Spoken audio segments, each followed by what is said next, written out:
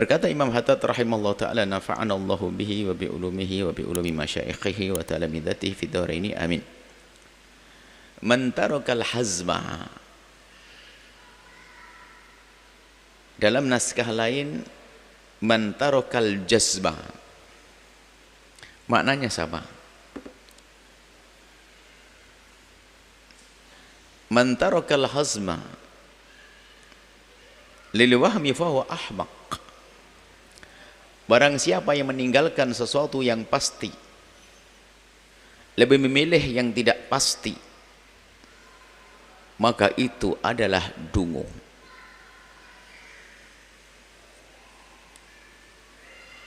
Itu adalah sebuah kedunguan.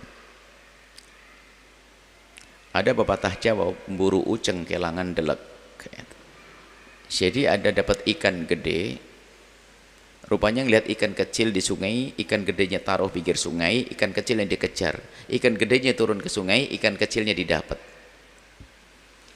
Nah, ini menunjukkan kedunguan. Jadi kalau ada sesuatu yang pasti, kenapa kita harus mengambil yang tidak pasti? Di sini ada memang ada dari dua sisi. Pertama, sisi kalau kita ingin mengambil, sisi lain untuk bisa diambil, apakah omongan kita, pendapat kita, termasuk dalam dunia bisnis ya produk kita, gitu loh. Ini adalah berlaku dalam segala hal. Maka ya harus meyakinkan produk kita ini terpercaya, kan gitu sederhananya. Bungkusnya aja meragukan, aduh. Nah ini sebetulnya ini sudah dipahami orang ngerti dalam dunia bisnis dan sebagainya. Dibungkus, dikemas yang bagus, meyakinkan dan sebagainya. Biarpun alam hasil ini, tapi kan berusaha untuk menampakkan sesuatu yang meyakinkan. Kenapa? Umumnya manusia berakal itu akan melihat sesuatu yang tampak meyakinkan. Ini sederhananya begitu cara berpikir Imam Haddad mengajak kita berpikir cerdas. Umumnya rata-rata kita itu kalau ingin melakukan sesuatu atau mengambil sesuatu, ya tentu ngelihat dulu dong. Pasti kita lebih mengambil yang meyakinkan daripada yang tidak meyakinkan. Otomatis kita akan lebih percaya. Biarpun dia bohong pada akhirnya. Biarpun dia bohong pada akhirnya, karena yang lebih meyakinkan itu pasti akan lebih dipilih. Dari sisi pemberi informasi atau yang kita lihat, oke lah ada yang berbohong, tampak meyakinkan tapi berdusta. Kita tidak membahas masalah ini, kita membahas bahwasanya fitrah atau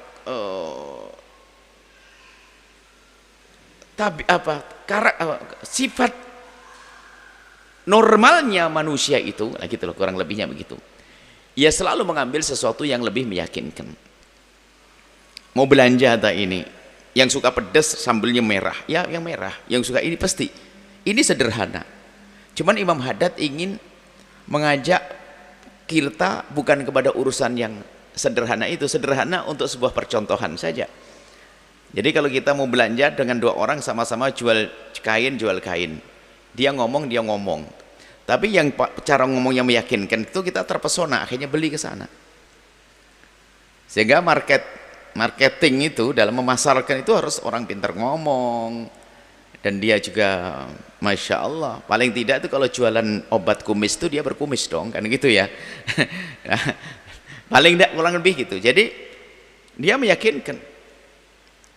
Nah kemudian ingin dibawa kepada sesuatu yang Anda tidak bisa mengingkari.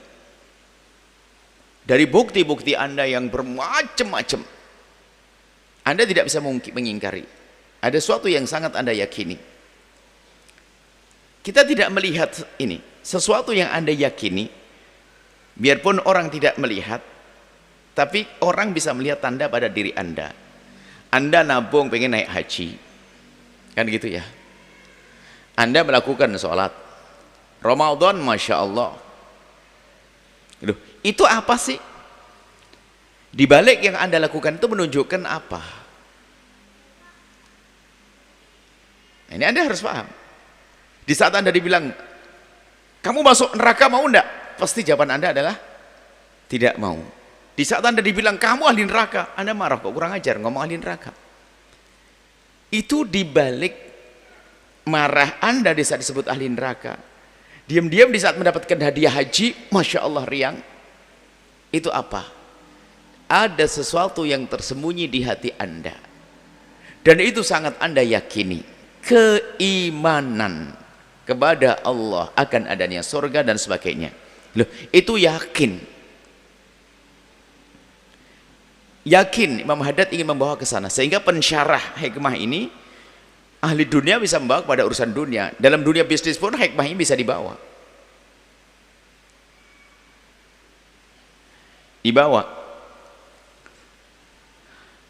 Nah, Imam Haddad ingin membawa kita kepada urusan-urusan yang kita sebetulnya sangat meyakini, seyakin-yakinnya. Semuanya punya iman, yakin ada surga dan sebagainya. Biarpun kadang-kadang keyakinan kita itu bukan tidak yakin, bukan berubah keyakinan. Sering kita lupa dengan keyakinan kita. Dan lupa itu terlena dengan suatu yang lainnya. Ada enggak orang lupa nyimpen cincin emas? Ada enggak? Mungkin duit lupa, duitku ada di kasur sana lupa. Bukan enggak punya, yakin saya punya. Cuman tadi lupa sehingga tak taunya di rumah tuh dia punya kain yang warna ini, tapi beli lagi karena dia lupa. Padahal sebenarnya dia yakin. Jadi mungkin orang itu punya sebuah keyakinan tapi tertutup oleh sesuatu yang lainnya. Bukan berarti keyakinannya hilang. Sehingga menjadi orang bermaksiat. Termasuk yang maksiat, mohon maaf, ahli maksiat hari ini dia punya keyakinan akan adanya surga. Cuman masih kalah hawa nafsu, kalah dengan hawa nafsunya. Dia masih melakukan kemaksiatan dan seterusnya. Baik. Imam Haddad ingin mengajak kita untuk memahami sesuatu yang tersembunyi tadi. Keyakinan. Lah, yakin bahasanya di sana abadi selamanya. Di surga itu gak ada batas waktu. Di dunia seandainya orang paling banyak umurnya, tidak kebayang kalau umur kita sampai 100 sampai 200 tahun, kira-kira jalan kita model gimana kira? Mungkin repoti orang satu kampung. Anak repot semuanya sudah. 100 tahun saja sudah Masya Allah. Nah, kemudian suruh bertanya, kehidupanmu di dunia ini, kamu bertahan sampai 100 tahun itu yakin atau tidak yakin kira-kira? Bakal sampai 100 tahun? Belum tentu. Biarpun doanya tetap panjang umur. Amin itu. Yakin 100? Yakin. Mau 100? Mau. Cukup? Kalian dicukupin minta tambah lagi. Pas 100 ya, enggak mau nambah. Nambah lagi.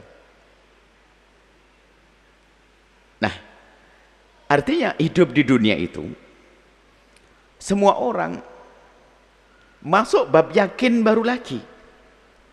Yakin baru lagi bahasanya kita akan mati.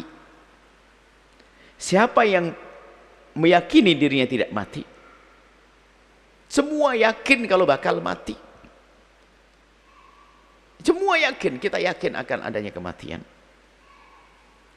Baik, tumpukan dua keyakinan. Yakin kita akan mati. Kemudian kita yakin bahasanya di sana ada surga, karunia, nikmat Allah yang dahsyat. Ini perlu diperbaharui keyakinan ini, terus kita asah. Nah, kemudian dunia yang saat ini kita nikmati, yang Allah berikan kepada kita dari mobil, sepeda motor, perkebunan, peternakan dan sebagainya, iya.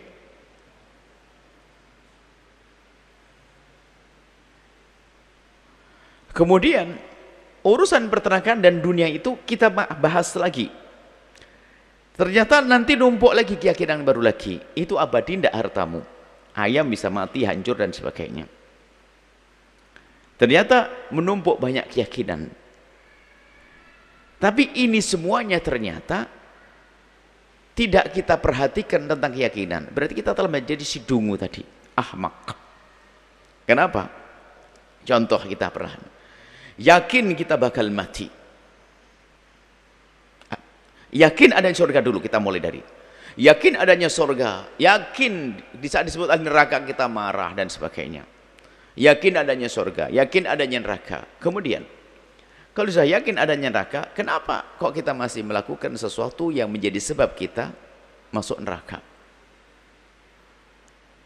Surga dahsyat indahnya. Lalu kenapa di saat ada seruan amalan menjadikan kita masuk surga kita masih ogah-ogahan? Bukankah kita sudah yakin? Kalau ngomong saya nggak mungkin. Ya Anda itu sudah yakin. Kalau nggak yakin nggak pernah ada yang rindu naik haji, nggak ada. Bahkan Anda tidak makan mau duduk di tempat ini kalau tidak yakin. Naudzubillah, hamba yang dicabut hidayah oleh Allah tidak percaya akhiratnya. Kita semua yakin. Dan yakin kita bukan main-main loh. Kita beriman ini sudah yakin dahsyat. Baik. Lalu kenapa yang katanya yakin tadi, kok kita tidak melakukan sesuatu untuk sesuatu yang tadi? Untuk yang kita yakini. Kenapa kita tidak berbuat untuk yang kita yakini? Kemudian yang kedua, kematian akan tiba. Ya, betul. Akan tapi lihat, perilaku manusia kepada kematian itu adalah seperti dikatakan. Tidak ada orang. Jadi yang namanya kematian itu adalah sesuatu yang sangat diyakini namun tampak seperti sesuatu yang sangat diragukan. Dikatakan oleh para ulama bahwasanya tidak ada sesuatu yang sangat diyakini namun seperti sesuatu yang sangat diragukan seperti kematian. Tidak ada sesuatu yang sangat diyakini tapi seperti sesuatu yang sangat diragukan seperti kematian. Jadi kematian itu sebetulnya sangat diyakini. Tapi perilaku manusia seperti orang meragukan akan datangnya kematian. Buktinya apa? Tidak banyak mempersiapkan setelah kematian. Padahal semua orang tidak bisa menjamin hidup sampai esok pagi loh ya. Jangankan kok esok pagi, 1 jam ke depan tidak ada bisa menjamin. Kenapa? Karena kematian pasti akan tiba. Jadi kematian itu yang sangat pasti, yang kita yakin, tapi kadang perilaku kita terhadap kematian seperti orang yang ragu akan adanya kematian. Nggak pernah mempersiapkan kalau kita mati sewaktu-waktu. Kita bisa kok ngomong begini diputus oleh Allah, semoga panjang umur semuanya. Bisa semuanya. Dan ini yakin loh kita bakal mati. Tapi perilaku kita terhadap kematian, perilaku kita seperti orang yang tidak yakin akan kematian. Kemudian, dan ini adalah lihat, menunjukkan kita akan membongkar kedunguan kita. Biar setelah itu kita menjadi orang cerdas. Jadi kalau memang kita yakin akan kematian, ya sudah kita berpikir. Dan setelah itu ternyata kalau orang meyakini kematian dengan benar lalu dia menyadari keyakinannya, bukan yakin tok lalu dia tidak sadar akan keyakinannya. Yang menjadi masalah dia tidak sadar dengan yang diyakininya. Ya yakin akan adanya kematian, tapi dia tidak menyadarinya. Kalau dia menyadari akan kematian, kalau dia menyadari keyakinannya terhadap kematian, maka akan merubah cara hidupnya. Maka itulah orang cerdas seperti yang disabdakan Nabi, ayundasi akyas. Siapakah orang yang paling cerdas? Nabi bertanya kepada sahabat Nabi, siapakah orang yang paling cerdas? Sahabat Nabi menjawab, Allah wa Rasuluhu alam. Allah dan Rasul yang tahu. Kami enggak tahu ya Rasulullah. Nabi menjawab, orang cerdas adalah aktsaruhum lil mauti dzikra, orang yang sering atau banyak ingat kematian. Banyak ini hitungannya tergantung. Kalau kita jadikan 24 jam itu, ada orang mengingat kematian itu adalah hanya 1 jam saja kalau itu. Ada setiap saat ingat kematian. Ada orang setiap saat ingat kematian. Nah, kalau perlu direntrehkan lagi, semakin orang mengingat kematian, semakin orang sering mengingat kematian, maka ketahuilah semakin indah hidupnya. Bukan ingat hantu, itu kan film horor. Yang dimaksud ingat kematian itu bahwasanya saya akan mati dan saya akan ketemu alam barzah, ada tanggung jawab di sana. Maka kalau orang mengingat kematian terus dalam hidupnya, dia akan berpikir, aku tidak akan zalim pada istriku. Kenapa? Kalau aku zalim pada istriku, matiku sengsara nanti. Aku tidak akan zalim pada suamiku. Aku tidak akan zalim pada tetanggaku. Kenapa? Dia meyakini bahwasanya gara-gara ini loh matiku nanti gak enak. Loh, semakin yakin kematian maka semakin indah hidupnya seorang. Jangan dianggap kalau ingat mati lalu muka suram. Bukan.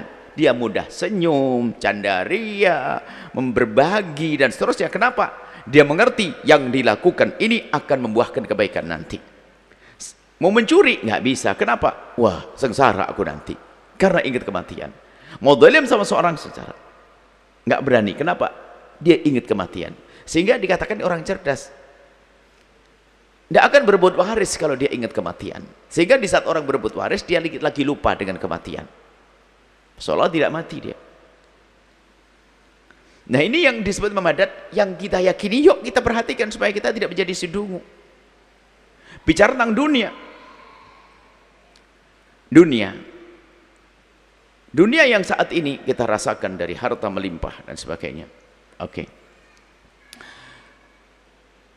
Dunia itu ada dua saja kisahnya terhadap kita. Antara dia meninggalkan kita atau kita meninggalkannya. Sehingga bahasa kematian, terjemahan kematian yang paling dahsyat itu hanya terjemahan bahasa Indonesia. Tidak tahu di bahasa yang lain, Jepang, India pun nggak ada. Jadi kalau orang mati itu kan meninggalkan dunia, harus paham mana itu. Anda akan meninggalkan kekayaan Anda semuanya itu. Bahasa ini terjemahan paling cakep ya bahasa kita. Nah, kalau sudah orang tahu bahwasanya dunia itu kalau tidak meninggalkan aku akan meninggalkannya. Di saat dunia meninggalkanku, aku tidak akan bisa berbuat apa-apa. Karena dia sudah meninggalkanku. Di saat aku meninggalkannya, aku pun tidak bisa menggunakannya karena aku sudah meninggalkan dunia. Maka orang cerdas akan berpikir, berarti duniaku yang aku kumpulkan dari kecil sampai dewasa sampai sekarang, aku tumpuk, tidak boleh aku biarkan. Harus aku bawa ke surga. Ke tempat yang diyakini tadi. Karena keyakinannya bahwasanya dia akan meninggalkan dunia, dan dunia ini, nah kalau kita biarkan begini akan menjadikan dia tidak beruntung, maka dia berpikir untuk menjadikan dunia itu abadi. Maka muncullah orang Sayyidina Abdurrahman bin Auf yang sedekahnya enggak kira-kira. Maka dia akan menggunakan hartanya untuk sesuatu yang diyakini tadi, menuju keabadian. Makanya kalau Anda melihat orang yang mengerti di kota itu namanya intan berlian itu harganya mahal, dan dia pengen jadi orang kaya raya, lalu dia pergi ke laut. Ternyata kebetulan dia masuk satu tempat yang di situ ternyata di dalamnya banyak berlian, dan dia jago nyelam, bisa menyelam dan dikumpulkan berlian dibawa ke atas. Setelah terkumpul berlian, dia pulang ke kota, ternyata berlian itu ditinggal semuanya. Sampai di kota ditanya, apa yang kau bawa? Nggak bawa apa-apa. Loh, mana berliannya? Saya tinggal di sana. Apa kata orang? Kamu bodoh. Kamu tuh bodoh. Kenapa tidak kamu bawa? Di sini tuh harganya mahal. Satu biji aja bisa beli rumah gede. Apalagi kamu dapat berapa genggam itu. Banyak. Kenapa kau bawa? Nggak tahu. Jawab orang satu kota adalah kamu bodoh. Sama. Anda ini kaya raya loh ya. Harta melimpah, jabatan tinggi itu buat apa saja bisa loh ya. Hartamu banyak, lalu kenapa di saat mati kau tinggal begitu saja seperti orang yang setelah menyelam dapat permata kemudian ke kota tidak membawa permatanya? Orang itu dikatakan dungu. Sama Anda juga dungu seperti itu. Ini katakan ahmak. Kenapa tidak kita bawa ke surga? Hantarkan, transfer ke masjid, ke pesantren, fakir miskin dan lain sebagainya. Kemudian dia di saat berbagi itu, karena dia punya keyakinan tadi, dia nggak merasa sedih. Saya kehilangan uang 2 miliar untuk membantu fakir miskin di sana. Bangga dia, senang. Dan kegembiraan, hiburannya seperti itu. Dan ada orang seperti itu. Coba yang mencari dunia karena dia lihat hilang 100.000 aja sudah bingung dia. Hilang 1 juta, nangis. 1 miliar, stres, masuk rumah sakit. Tapi kalau orang ngerti kemuliaan, tahu untuk apa aku gunakan harta itu. Ternyata bisa membangun masjid di sini, bisa membangun pesantren di sana. Oh, berapa miliaran? Dia senang. Kenapa? Aku petik nanti Pak. Nah, ini orang cerdas, bukan ahmak. Maka di sini disebutkan adalah man tarakal jasma lil wahmi fa ahmak. Yang yakin ditinggalkan, nggak dicari, nggak diperjuangkan, maka itu si dungu. Yang diyakini tidak diperjuangkan, itu si dungu. Wa man aqama 'ala syakki ma imkanil masiri 'ala al-yaqini fa huwa akhraq. Barang siapa yang dalam keraguan-raguan sementara dia bisa menuju sesuatu yang diyakini, ini masih penjelasan sebelumnya, maka dia adalah si bodoh. Makanya kita jangan menjadi orang bodoh. Maka sabda Nabi adalah ayun nasi aqyas. Siapakah orang cerdas? Orang cerdas adalah yang selalu memikirkan bagaimana aku kaya di akhirat. Dengan apa? Dengan bekal yang Allah berikan. Dengan kekayaannya, oke. Dengan kefakirannya, karena aku sudah fakir di dunia, saya tidak ingin fakir di akhirat, maka aku akan berbanyak amal. Dengan kefakirannya, ibadah dan sebagainya, meningkatkan kesabaran. Bukan fakir nyungsep, fakir di dunia atau di akhirat fakir. Sudah fakir nyolongan, sudah kaya ngerampokan, nikah sama aja, sengsara semuanya. Ternyata si fakir bisa mulia dengan kefakirannya. Catatannya apa tadi? Menjadi orang cerdas, bukan menjadi orang dungu. Inilah yang diajarkan Imam Haddad rahimallahu taala. Ayo kita menjadi orang cerdas, memperjuangkan sesuatu yang kita yakini. Anda semua telah meyakini. Permasalahan kita tadi, kita kurang menyadari yang kita yakini, sehingga yang kita yakini tidak kita perjuangkan, dan tidak sadarnya kita, itu namanya sebuah kedunguan. Maka jangan menjadi orang dungu, kata Imam Haddad. Yuk menjadi orang cerdas, seperti yang sabdakan Nabi SAW. Tengok dirimu sendiri, hai si fakir, semoga Allah berikan kekayaan, tapi selagi masih dalam kefakiran, jangan menyerah. Anda bisa menggapai surga tertinggi dengan kesabaran Anda. Sedikit sedekah yang Anda berikan, pahalanya tidak kalah dengan si kaya yang bersedekah miliaran. Kemudian Anda, wahai si kaya, jangan sampai kaya Anda hanya sebatas 80 tahun di dunia. 80 tahun di dunia dengan kekayaannya, itu pun nggak bisa menikmati semuanya. Dia mobil 11, memang dipakai semuanya? Enggak. Bahkan tidak sampai di situ. Itu ternyata kemarin dokternya ngomong, Pak Haji mohon maaf untuk sementara, nggak usah tidur di AC ya. Ya. Jangan minum air dingin ya. Nah, jangan pakai daging ya. Padahal masih hidup dia. Dia ngumpulin dari kecil kekayaan. Di dunia sudah nggak boleh dinikmati semuanya ternyata. Banyak batasan-batasannya. Makanya selagi dia cerdas, oke. Hei dunia, aku akan kebawa dirimu ke surga. Langsung dia berbagi, melakukan kebaikan dengan kekayaannya. Itulah orang-orang cerdas yang disabdakan Nabi sallallahu alaihi wasallam. Wallahu a'lam bissawab.